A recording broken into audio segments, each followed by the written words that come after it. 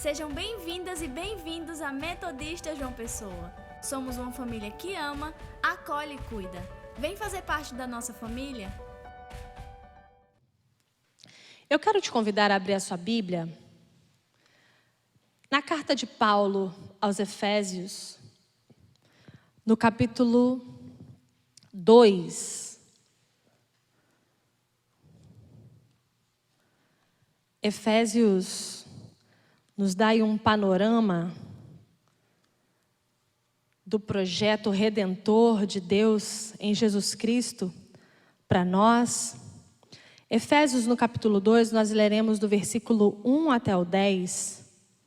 Um texto bastante conhecido da igreja, que eu acho que inclusive já até preguei sobre ele aqui. Efésios 2, do 1 ao 10.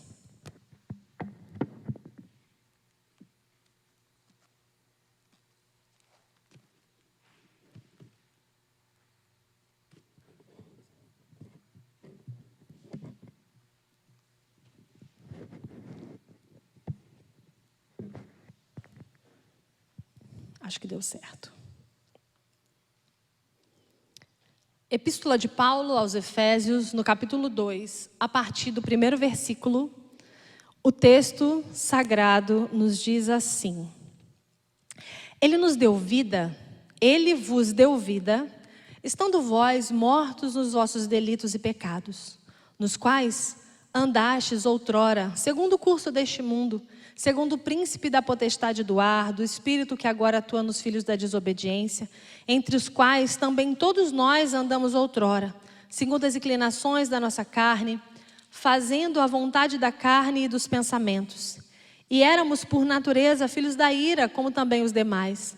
Mas Deus, sendo rico em misericórdia, por causa do grande amor com que nos amou, estando nós mortos em nossos delitos, nos deu vida juntamente com Cristo. Pela graça, sois salvos. E juntamente com Ele nos ressuscitou e nos fez assentar nos lugares celestiais em Cristo Jesus, para mostrar nos séculos vindouros a suprema riqueza da sua graça em bondade para conosco em Cristo Jesus. Porque pela graça sois salvos mediante a fé, e isso não vem de vós, é dom de Deus. Não de obras para que ninguém se glorie, pois somos feitura dele, criados em Cristo Jesus para boas obras, as quais Deus de antemão preparou para que andássemos nelas. Aleluia! Louvado e engrandecido seja o nome do nosso Deus.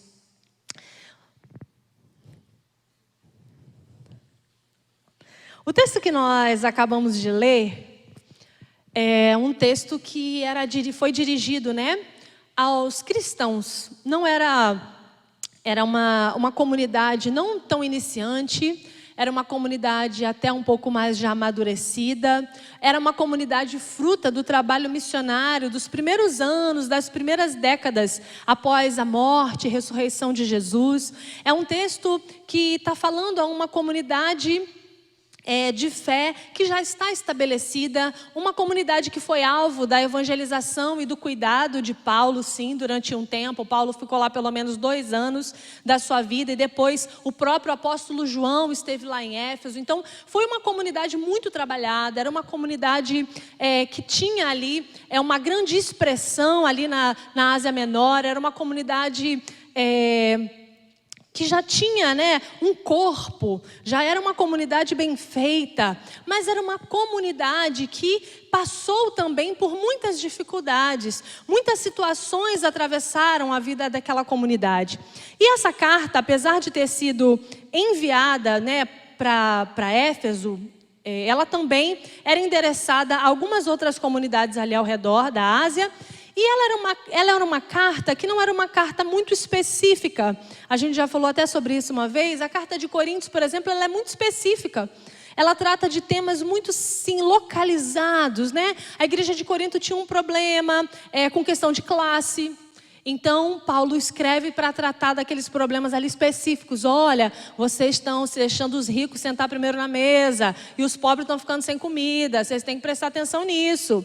Vocês estão se embebedando e deixando os outros com sede, com fome. Então, assim, tinham problemas muito específicos da igreja de Corinto e Paulo foi escrevendo e tratando. Mas a carta de Éfeso é uma carta meio que uma carta circular.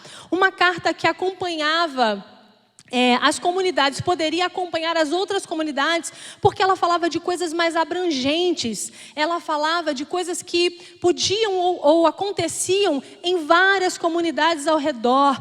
Ela tinha uma intenção de ser uma carta que orientava aquelas comunidades.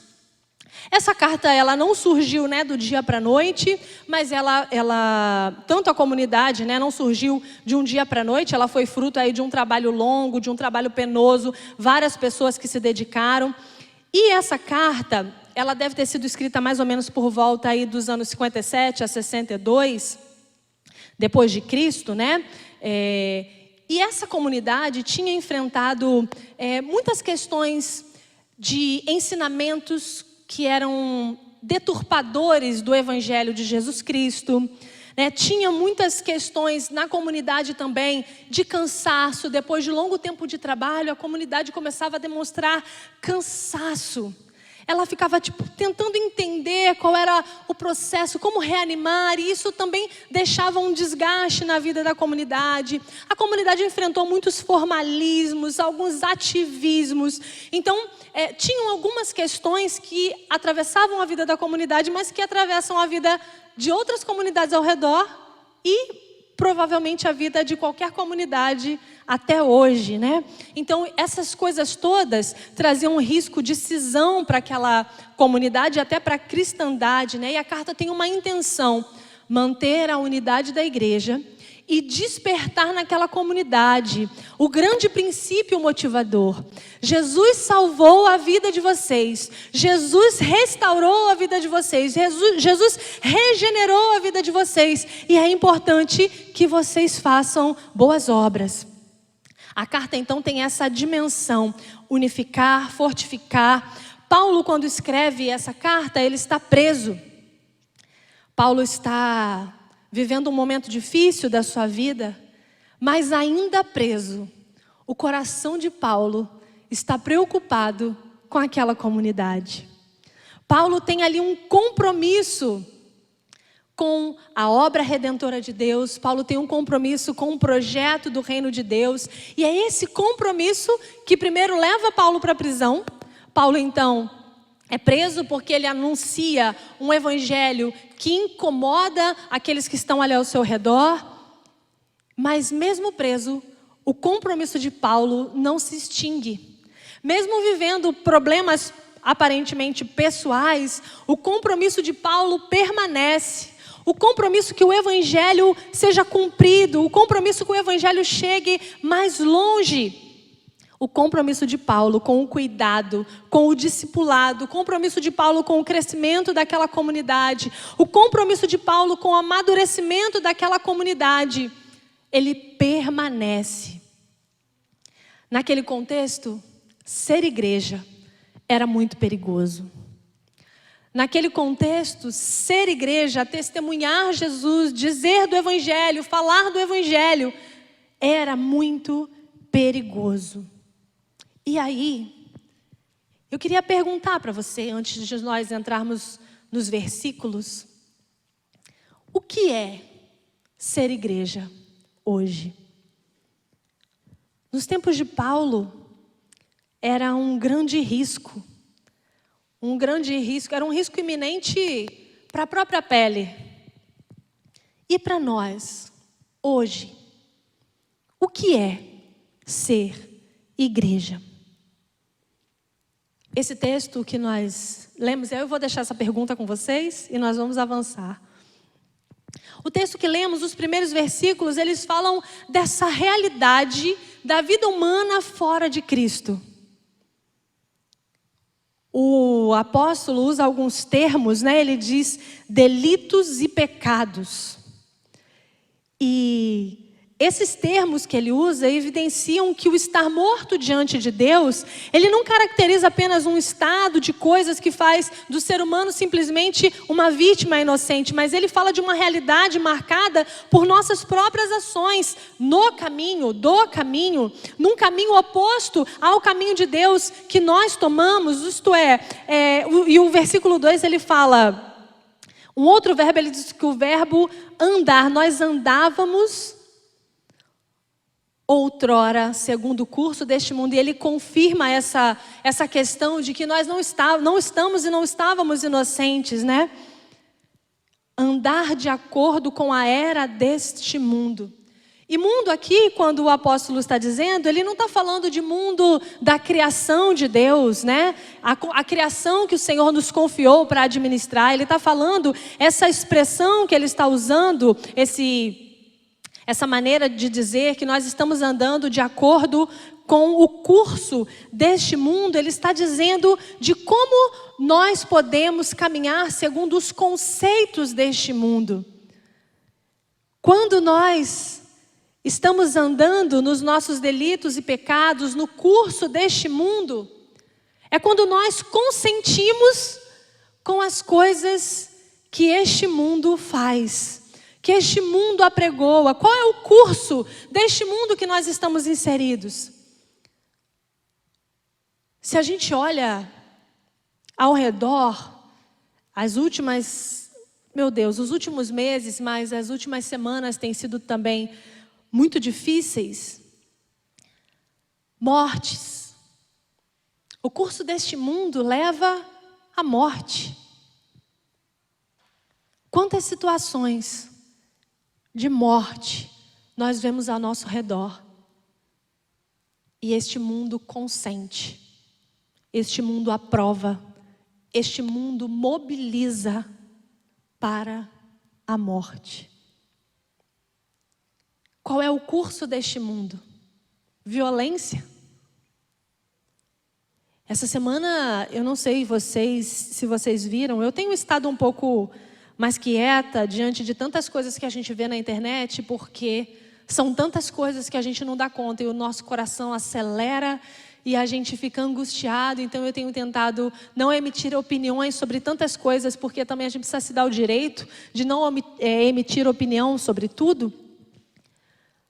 Mas um vídeo essa semana mexeu muito comigo, de uma mulher que estava filmando uma live e foi agredida pelo seu próprio parceiro, que era um pastor da igreja, de alguma igreja.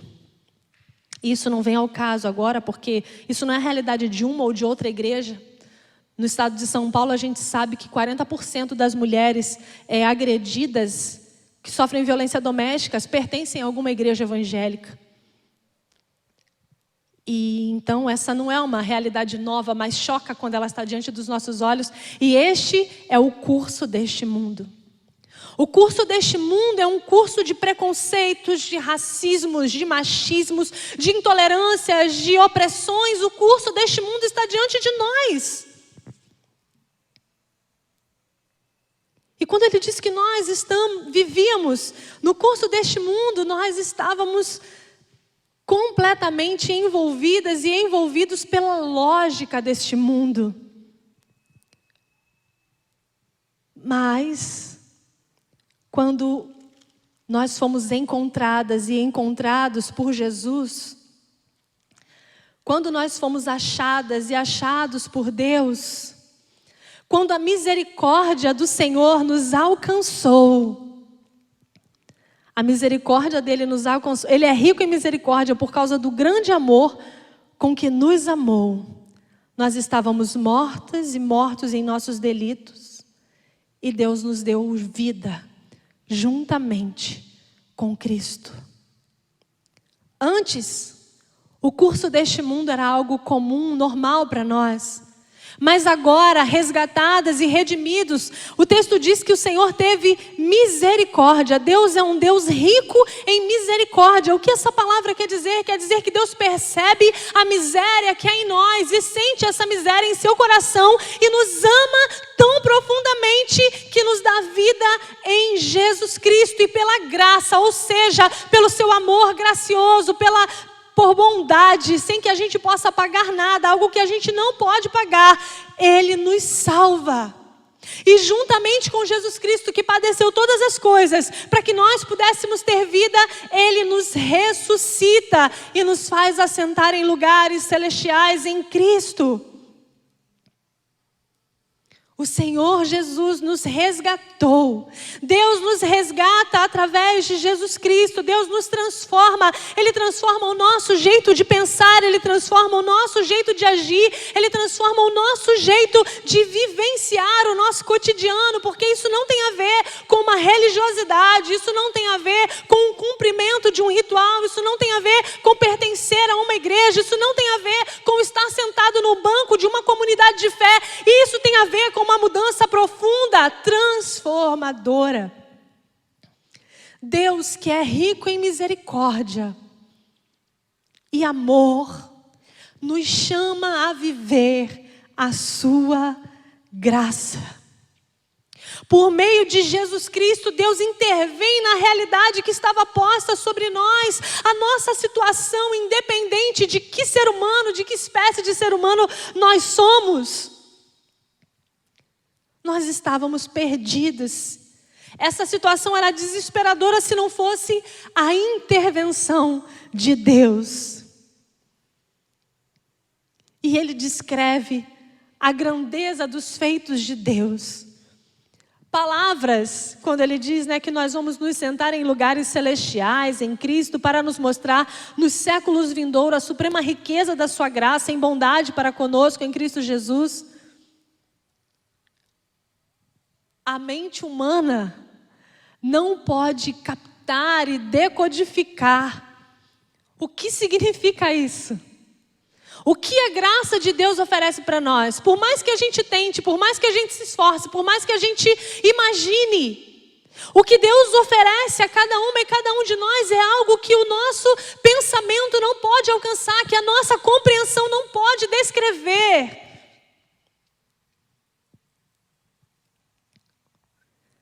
São textos totalmente cristológicos. E quando nós que fomos alcançadas e alcançados por Jesus, que tivemos a nossa vida transformada por Ele, que tivemos o nosso coração totalmente alterado pela presença do Senhor nas nossas vidas, nós olhamos ao nosso redor, nós olhamos o nosso mundo, nós olhamos o nosso tempo, a nossa realidade e percebemos que Ele está prenhe de mudança. Ele está necessitado de mudança, assim como diz Romanos, ele geme aguardando a manifestação das filhas e dos filhos de Deus. Tem mudanças ocorrendo tão rapidamente na nossa sociedade. Ao mesmo tempo, Ele precisa de tantas mudanças. Ele precisa de tantas transformações. E a gente precisa se perguntar: as mudanças que a igreja está propondo hoje, elas são de fato mudanças reais a partir do Evangelho? E aí eu não estou dizendo a igreja de Cristo, porque a igreja de Cristo é a igreja sem mácula. Mas nós queremos expressar um pouco do ser a igreja de Cristo, mas nós temos uma organização humana, um jeito humano de fazer, e tantas vezes nós vamos nos corrompendo e vamos deixando de ser, ou de parecer, ou de testemunhar como uma igreja que revela a presença de Jesus.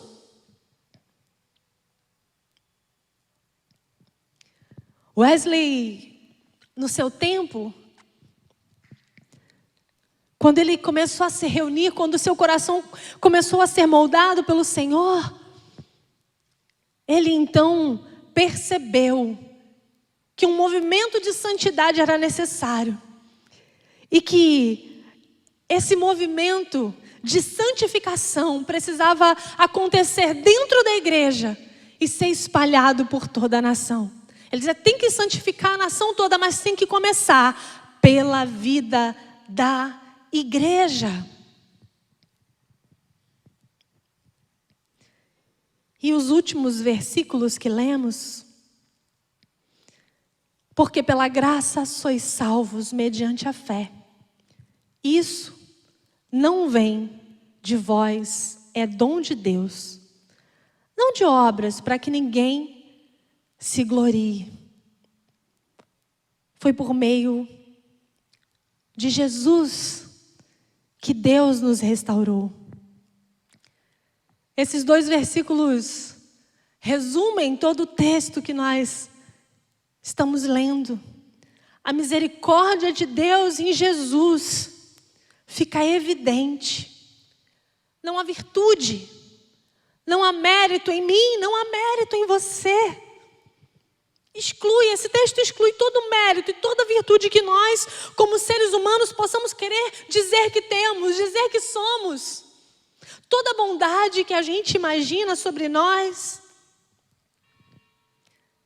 E ele destaca a grandeza dos feitos de Deus por Jesus. E por último,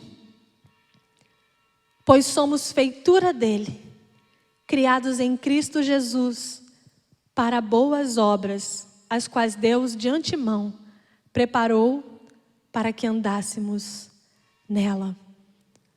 Às vezes a gente se confunde, né? Dá para dar uma confundida se a gente não prestar muita atenção, porque o versículo 9 diz que não é de obras, para que ninguém se glorie. Aí o versículo 10 diz, pois somos feitura dele, criados em Cristo Jesus para boas obras. Aí a pessoa diz, é para fazer obra ou não é para fazer obra? Mas a palavra do Senhor está dizendo para nós que não são as obras da lei. Não adianta cumprir à risca, pensando que lá na frente você está depositando para a sua salvação. O texto está dizendo para a gente que não é a obra da lei que nós vamos realizar, não vai ser por essa obra que nós seremos salvos. A salvação nos foi dada de uma vez só, no sacrifício redentor de Jesus Cristo. Mas ele também está dizendo que boas obras não são obras da lei. Ele está dizendo que todo aquele e toda aquela que é feitura de Deus, criado em Jesus Cristo, esse faz boas obras, porque ele não tem como fazer diferente. Ele não tem como ser diferente. Quem está em Jesus, exala Jesus. Quem está cheio da graça, transborda a graça. Quem tem um coração cheio de amor, transborda amor. É impossível que o meu coração esteja pleno de Jesus Cristo e eu esteja por aí amaldiçoando as pessoas. É impossível que o meu coração esteja cheio de Jesus Cristo e eu esteja agredindo as pessoas. É impossível que o meu coração esteja cheio de Jesus Cristo e eu esteja por aí julgando as pessoas. É impossível que o meu coração esteja cheio de Jesus Cristo e eu seja indiferente à dor do outro, que eu seja indiferente às injustiças, que eu seja indiferente às opressões. Se o meu coração foi regenerado, se eu fui regenerada por Jesus Cristo, se o sacrifício foi aceito, se eu tenho fé em Deus e eu fui transformada por Ele, então esse Deus que é rico em misericórdia me faz transbordar a sua própria misericórdia. Esse Deus que é o próprio amor me faz transbordar esse amor. As pessoas se encontram comigo e elas percebem que há algo diferente. É graça. Não é porque eu sou boa, não é porque você é bom, não é porque você é especial. É graça de Deus. É impossível que você esteja cheio de Deus e não transborde Deus. É isso que o apóstolo está dizendo. Você que foi feito, que você que é feitura dele, criado em Jesus Cristo, foi criado para boas obras. Nem as boas obras está aí na sua conta, porque elas foram preparadas de antemão para que nós andássemos nelas. Nós precisamos da benevolência de Deus para crê-lo. Nós precisamos da bondade de Deus para fazer as boas obras que glorificam o seu nome. Nós precisamos da graça de Deus, acolher essa graça. Agora, esse Deus que é rico em misericórdia, em amor, que nos chama a ser e a viver a sua graça, nos chama também a semear, a testemunhar. Nós que alcançamos nova vida em Cristo, nós que alcançamos um novo sentido, nós que tivemos e temos a nossa mente renovada pelo Senhor, estamos comprometidas e comprometidos com Ele, com as obras do seu reino, com o anúncio do seu Evangelho. Existe uma obra dada à Igreja de Jesus Cristo. Existe uma obra que está colocada na minha e na sua mão. Tudo que nós vamos fazer aqui como voluntárias e voluntários, tudo que eu e você vamos fazer no retorno dessa celebração, quando os nossos cultos começarem, tudo que nós estamos fazendo é bom, é bacana, é legal, é importante de alguma forma, mas ganha o significado em essência quando ela tem o grande objetivo, que é fazer o nome de Jesus conhecido.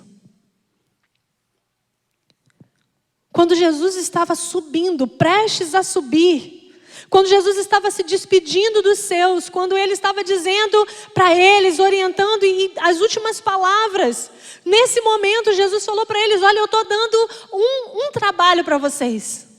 Tem uma obra que vocês vão fazer. Vocês vão permanecer, vocês vão ser cheios, e depois vocês vão. Jerusalém, Judeia, Samaria e confins da terra. Vocês vão anunciar a mensagem que transformou a vida de vocês. Vocês vão e vão alcançar os corações das pessoas que estão perdidas. Vocês vão e vão libertar aqueles que estão sofrendo. Vocês vão e vão acabar, vão destronar o mal, porque vocês vão chegar com o bem. A morte foi vencida e vocês precisam anunciar isso para as pessoas. Essa é a grande obra que Deus tem colocado nas nossas mãos. Nós temos entendido isso e queremos sim avançar, sim cumprir, sim entender a grandiosidade do que o Senhor fez por nós. Sim, não nos acostumarmos com a presença de Deus. Não nos acostumar com o cotidiano e deixar Deus passar por nós e nós não percebemos. Como Agostinho uma vez falou, esse é o maior medo que eu tenho. Deus passar por mim e eu não perceber que Ele passou.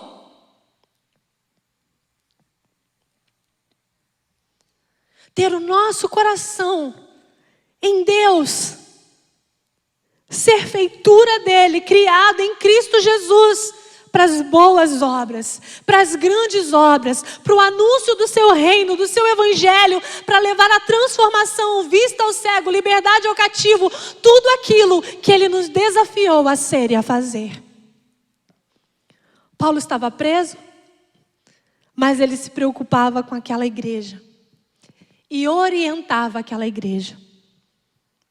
Nós estamos aqui, hoje ainda, sendo orientados pelas palavras de Paulo.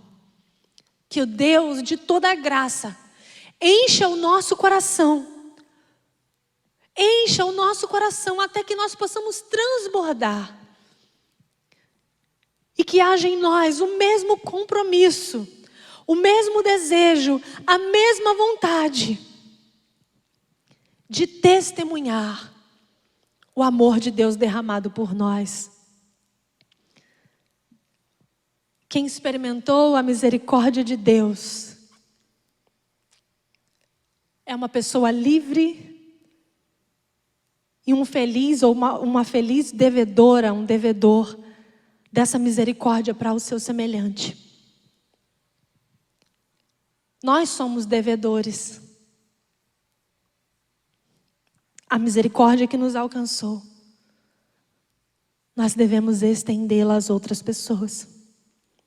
Esse é o verdadeiro, autêntico testemunho cristão neste mundo que está tão enfermo e carecendo tanto de cura. Eu quero convidar você para nós orarmos ao Senhor.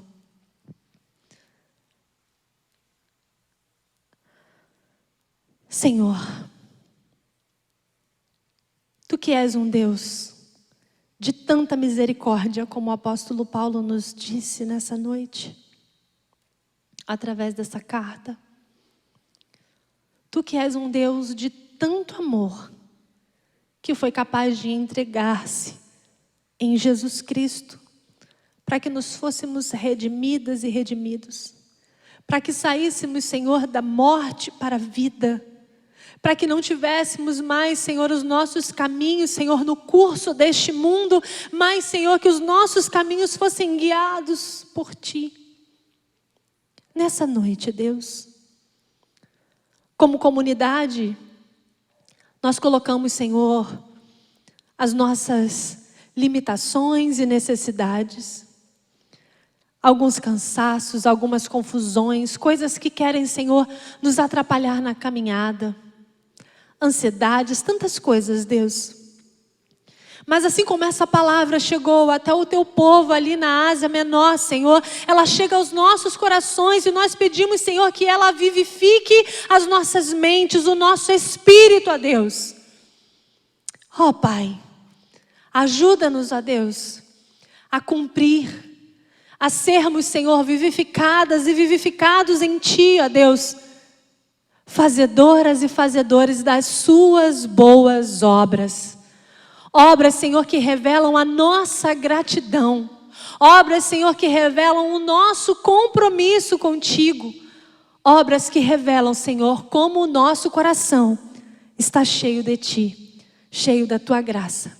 Ó Deus, nós queremos fazer discípulas e discípulos para Ti. Nós queremos anunciar o Teu reino de paz e justiça.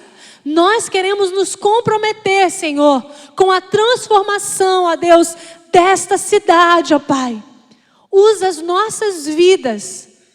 Nós queremos, desejamos e estamos à Sua disposição para sermos usadas e para glorificar o Teu santo nome. Amém. Amém.